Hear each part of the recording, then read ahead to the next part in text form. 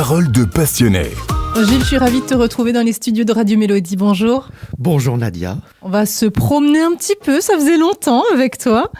Alors je te propose qu'on fasse d'abord un peu de géographie. Alors la Sarre naît dans le massif des Vosges. En fait, au niveau de deux sources. La Sarre rouge, qui se trouve à Saint-Quirin en Moselle, et la Sarre blanche, qui se trouve à Grandfontaine, dans le Bas-Rhin. Donc déjà, la Sarre, elle est fille de l'Alsace et de la Lorraine. Elle serpente sur 220 km et délimite sur plusieurs kilomètres la frontière entre deux pays, la France et l'Allemagne, et elle sait se faire rappeler lorsqu'elle est en crue. Et enfin, elle se jette dans la Moselle, en Allemagne, à Konz. Donc après des petits cours de géographie, Gilles, on va parler des bords de rivière, la Ripisylve. Oui, alors c'est un endroit où on n'attend pas forcément une forêt. Donc effectivement, les forêts de bord de rivière, et c'est des milieux qui sont vraiment très riches par rapport à leur biodiversité et même leur fonctionnement. Donc il faut savoir, la rivière n'est pas un élément statique. Lors des crues, elle dépose des sédiments sur les berges, dépose aussi des arbres enracinés, érode aussi les berges. Oui. Bref, elle façonne le paysage. Et il faut garder à l'esprit que la Sarre n'a pas toujours eu le lit qu'on lui connaît actuellement. Au fil des époques géologiques, alors ça s'est fait sur des millions d'années, elle a changé, elle s'est déplacée d'ouest en est.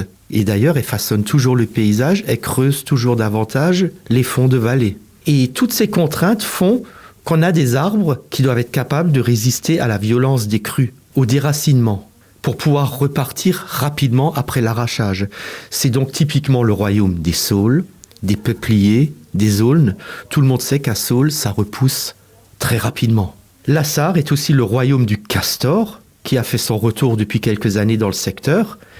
Alors, nombre d'événements récents, dramatiques, montrent que le maintien de telles zones de freinage des crues est fondamental pour abaisser les risques d'inondation. On sait que quand on bétonne, on ne peut pas absorber l'eau. Donc, il est indispensable pour la sécurité des populations à freiner une urbanisation irréfléchie et rendre à la rivière son territoire. En conclusion, on pourrait dire « Ainsi coule une rivière, libre, certes source d'instabilité permanente, mais créatrice d'une fabuleuse richesse. » C'est notre Sarre. Elle crée une richesse naturelle, mais elle a aussi créé une richesse historique. Tous les moulins qui se sont créés à ses abords, dont à Sarreguemines, avec, à partir de 1790... Tout à fait, qui aura duré plus de 2 siècles à Sarreguemines et qui fera sa renommée partout dans le monde. Merci Gilles. Et si vous voulez retrouver les chroniques de Gilles, vous allez simplement sur notre site radiomélodie.com dans la rubrique « Dans mon jardin ». Gilles, je te dis à la semaine prochaine. Avec plaisir.